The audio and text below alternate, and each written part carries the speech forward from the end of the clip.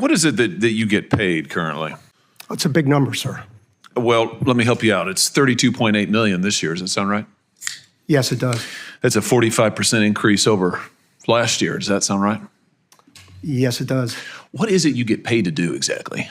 I get paid to run the Boeing company. Yeah. Help me understand that. I mean, do you get paid for transparency? Is that one of the metrics for your income? I think the board counts on me for transparency. Really? Because you're under investigation for falsifying 787 inspection records. The Boeing's under criminal investigation for the Alaska Airlines flight. You were investigated by DOJ for criminal conspiracy to defraud the FAA. This is all in your tenure. This doesn't sound like a lot of transparency to me.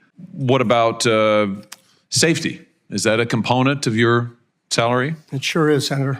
You know, have you seen the reports that the subcontractor that you used to make that door piece that fell out of the sky, that when the FAA went and toured the facility, they found one door seal being lubricated with Dawn liquid dish soap and cleaned with a wet cheesecloth, and another was being checked with a hotel room key card.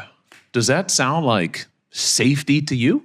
Senator, I think our relationship with that particular supplier has been well documented, reviewed by the FAA and most certainly us. And I'm very intent on acquiring that company so that none of that ever happens. You know, the FAA also says that Boeing still has not implemented the recommended steps back from 2019 and 2020 after the MAX crashes. You still have not taken the appropriate safety procedures or implemented what they recommended.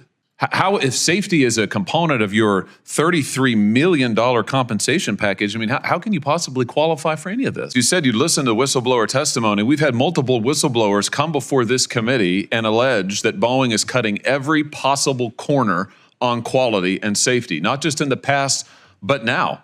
They've alleged that you've eliminated safety inspections, that there are fewer inspectors doing quality inspections out there. They've alleged that when they raised quality issues and concerns, they were reassigned, they were retaliated against, they were physically threatened. That doesn't sound like attention to quality to me, and yet you're getting paid $33 million a year. We have increased our quality inspectors significantly. How much has your stock price increased while you've been at Boeing? It hasn't, and I don't watch it much. Have you done any stock buybacks while you've been at Boeing? Not in my job, no. How about your profits? Have your profits increased at all? I haven't had any profits, sir. I'm sorry? I have not had any profits. Yeah. You know, I think the truth is, Mr. Calhoun, you're not focused on safety. You're not focused on quality. You're not focused on transparency. All of this is in the record, but I think actually you're focused on exactly what you were hired to do, which is that you're cutting corners. You are eliminating safety procedures. You are sticking it to your employees. You are cutting back jobs because you're trying to squeeze every piece of profit you can out of this company. You're strip mining it. It was one of the greatest American companies ever. And you are strip mining it for profit, shareholder value, and you're being rewarded for it. You got a huge raise, a huge increase. So it's working out great for you. For the American people, they're in danger. For your workers, they're in peril. For your whistleblowers, they literally fear for their lives, but you're getting compensated like never before. Don't you think maybe your priorities are misplaced here? I mean, don't you think maybe it's time to get back to focusing on making quality planes and paying your workers well and taking care of the little guys who got you to where you are? That's not a rhetorical question. I don't recognize any of the Boeing you described. Really? And I want to assure... You don't recognize the Boeing that has airplanes falling out of the sky, that has had 2 Maxes crash, that has had pieces of doors fall out of the sky, that have had whistleblowers come before. They've sat right where you have sat and told us, these are your employees. And they have said that they're not listened to, that they're retaliated against, that they're threatened. That's the reality of Boeing today. That's your company that you have created. Now, I don't recognize it either from the company it used to be decades ago, but under your leadership, that's what Boeing is, and you're being rewarded for it handsomely, handsomely. Don't you think there's something wrong with that? Why haven't you resigned? Senator, I stand by what I said, and I want to assure the great employees in your state that That is not the way we operate Why- the company, and why it never haven't will you be. And if you resigned? would like my chief engineer to talk about what he sees and No, I hears, want to hear from you, because what I hear from you is a lot of this team does that and that team does that, and I listen to the whistleblowers, but I don't meet with them. And I've heard about all this stuff that you Congress have meddlesomely asked for because the public wants to see it. Gosh darn them, but you actually haven't supervised any of it. I've heard that. It's a lot of it's this, it's that, it's this, it's that. But meanwhile, you're getting paid a heck of a lot of money. It's unbelievable. If anybody's coming out of this deal good, it's you. Why haven't you resigned? Senator, I'm sticking this through. I'm proud of having taken the job. I'm proud of our this safety record, and I am You're proud of very this safety proud record? of our Boeing people. You're proud of this safety record? I am proud of every action we have taken. Every action you've taken? Yes, sir. Wow. Wow. There's some news for you.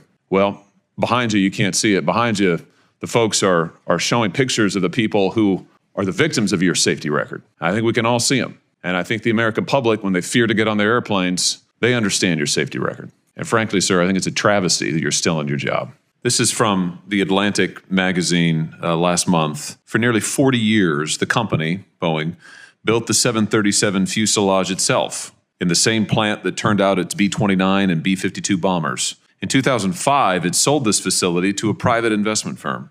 Offloading, Boeing called it. The tail, the landing gear, the flight controls, and other essentials were outsourced to factories around the world, owned by others, and then just shipped to Boeing for final assembly. You now have at least 600 direct suppliers worldwide. Who knows how many subcontractors? You've got 35 direct suppliers in China alone. I mean, hasn't this really been the hollowing out of Boeing?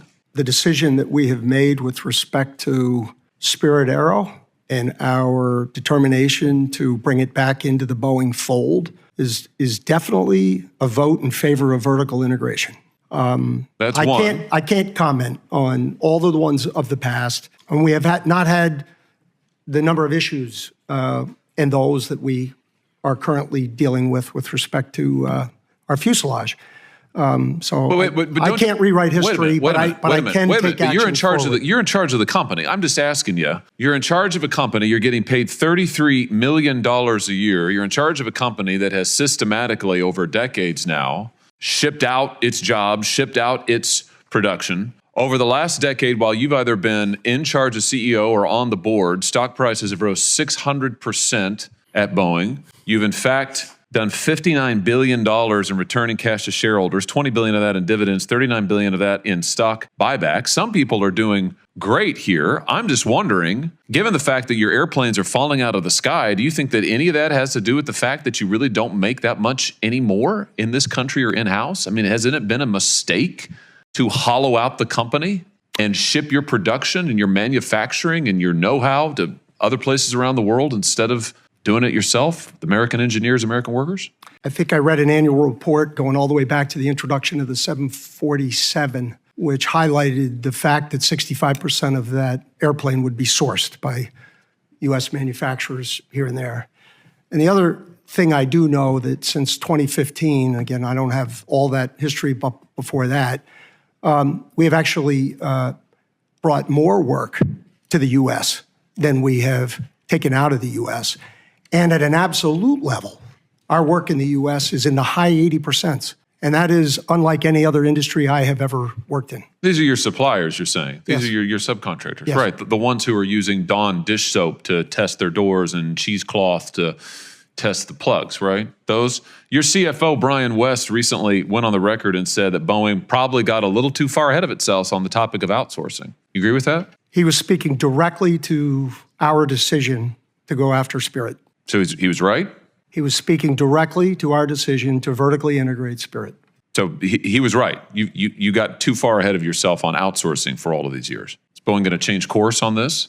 We are most certainly changing course on Spirit. You've got 32,000 machinists. These are American workers who work for you. These are Boeing employees in the Pacific Northwest. You're in contract negotiations with them right now. 32,000, that's a lot of them. The last time that they got a contract was 16 years ago. Do you remember the terms of that contract? I don't. It was a very long contract. Yeah, well, they got 1% wage increases over 8 years. 1% over 8 years. You got a 45% increase just last year, and you're making $33 million. You think maybe these folks deserve a raise? Good. I hope it's a substantial one. And I hope that maybe this will be an opportunity for Boeing under new leadership to reverse course and actually start making things again, start making things in this country again, and start paying its people well. I've listened to your testimony, and it seems like if you could just get your employees to comply, follow the rules, follow your management techniques, et cetera, things would be better. I don't think the problem's with the employees. Oh, it's actually, not. It is yeah, not. I think the agree. problem's with you. You. It's the C-suite. It's the management. It's what you've done to this company. That's where the problem is. The problem's at the top. Your engineers, they're probably the best in the world. Your machinists, they're outstanding. You're the problem. And I just hope to God that you don't destroy this company before it can be saved.